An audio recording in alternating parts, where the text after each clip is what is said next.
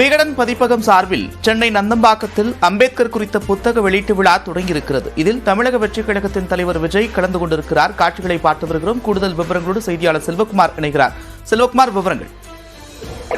தமிழக வெற்றிக் கழகம் கட்சியை விஜய் ஆரம்பித்த பிறகு அவர் பொதுவெளியில் கலந்து கொள்ளக்கூடிய ஒரு தனியார் நிகழ்ச்சி என்றால் இதுதான் முதல் நிகழ்ச்சியாக அமைந்திருக்கிறது. எல்லோருக்குமான தலைவர் அம்பேத்கர் என்ற பெயரில் நூல் வெளியீட்டு விழா சென்னை நந்தம்பாக்கத்தில் உள்ள வர்த்தக மையத்தில் தற்போது நடைபெற்றுக் கொண்டிருக்கிறது. இந்த நிகழ்ச்சியில் தவிக தலைவரும் நடிகருமான திரு விஜய் பங்கேற்றிருக்கிறார். இந்த நிகழ்ச்சியை பொறுத்தமட்டில் அம்பேத்கர் குறித்து 30க்கும் மேற்பட்ட தலைவர்கள், பல்வேறு ஆராய்ச்சியாளர்கள் கட்டுரைகளை எழுதியிருக்கிறார்கள். ஒட்டுமொத்த கட்டுரைகளினுடைய தொகுப்பு தான் எல்லோருக்குமான தலைவர் அம்பேத்கர் என்ற பெயரில் தற்போது வெளியிடப்பட இருக்கிறது. இந்த நிகழ்ச்சியில் சிறப்பு விருந்தினராக ஓய்வு பெற்ற நீதிபதி சந்துரு கலந்து கொண்டிருக்கிறார். அவர் முதல் பிரதியை வெளியிட அம்பேத்கரின் பேரன் ஆனந்த் டெல்டும்டே என்பவர் முதல் பிரதியை பெற்றுக்கொள்ள இருக்கிறார்.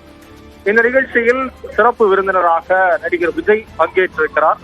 இது அரசியல் அதிர்வலைகளை ஏற்படுத்தி இருக்கக்கூடிய ஒரு நிகழ்வாக இருக்கிறது. ஒரு மாதத்திற்கு முன்பே விஜய் இந்த நிகழ்ச்சியில் பங்கேற்பதால் பல்வேறு சர்ச்சைகள், அதிர்வலைகள் எழுந்தன. அவர் பங்கேற்பாரா மாட்டாரா என்ற பல கேள்விகள் எழுந்த நிலையில் ஒரு பொது நிகழ்ச்சியில் அவர் கலந்து கொள்வது, அதுவும் ஒரு புத்தக வெளியீட்டு நிகழ்ச்சியில் தான் கட்சி ஆரம்பித்த பிறகு கலந்து கொள்ளக்கூடிய முதல் நிகழ்ச்சி, அதுவும் அம்பேத்கர் குறித்த நிகழ்ச்சி என்பது கவனிக்கத்தக்கதாக இருக்கிறது. பல்வேறு முக்கிய பிரமுகர்கள், தவிக ரசிகர்கள் உள்ளிட்ட பலரும் பங்கேற்றிருக்கிறார்கள். நந்தா,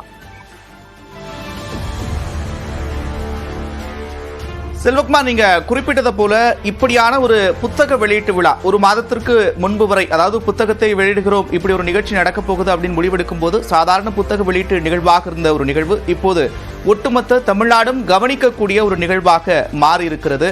என்ன பேச போகிறார் விஜய் அப்படின்ற ஒரு எதிர்பார்ப்பும் நீடிக்கிறது. இன்னும் எவ்வளவு நேரம் இந்த நிகழ்ச்சி செல்ல இருக்கிறது? விஜயினுடைய உரையாடல் எப்போது தொடங்க வாய்ப்பு இருக்கிறது? செல்வகுமார், இந்த நிகழ்ச்சியை பொறுத்த மட்டில் அவர்கள் ஓராண்டுக்கு முன்னரே திட்டமிட்டிருக்கிறார்கள். இந்த புத்தகத்தை வெளியிடுவதற்கு சிறப்பு விருந்தினராக தமிழ்நாடு முதலமைச்சர் மு.க. ஸ்டாலின், அதே போல ராகுல் காந்தி ஆகியோரையும் அழைப்பதற்கு திட்டமிட்டிருந்தார்கள். ஆனால் கடைசி நேரத்தில் இது மாறுதலுக்கு உட்பட்டதாக இருக்கிறது. ஒரு கட்சி ஆரம்பித்த பிறகு விஜயை வைத்து இதை நடத்தினால் அது சிறப்பாக இருக்கும் என்று விகடன் பதிப்பகம் முடிவு எடுத்திருக்கிறது. அந்த அடிப்படையில் தான் விஜய்க்கு அழைப்பு விடுக்கப்பட்டு அவரும் சம்மதித்திருக்கிறார். முதலில் அவர் சம்மதிப்பாரா, வருவாரா என்ற பல்வேறு சந்தேகங்களுக்கு மத்தியில் தான் விகடன் குழுமம் இருந்திருக்கிறது.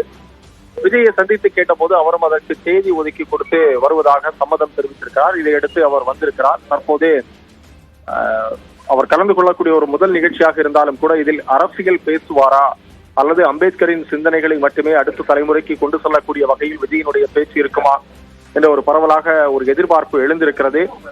ஏற்கனவே அவர் கடந்த முறை மாநாட்டில் அரசியல் குறித்த பல்வேறு கருத்துக்களை பதிவு செய்திருக்கக்கூடிய சூழ்நிலையில் இந்த மேடையில் அரசியல் சர்ச்சைக்குரிய கருத்துக்கள் பேசப்பட வாய்ப்பில்லை.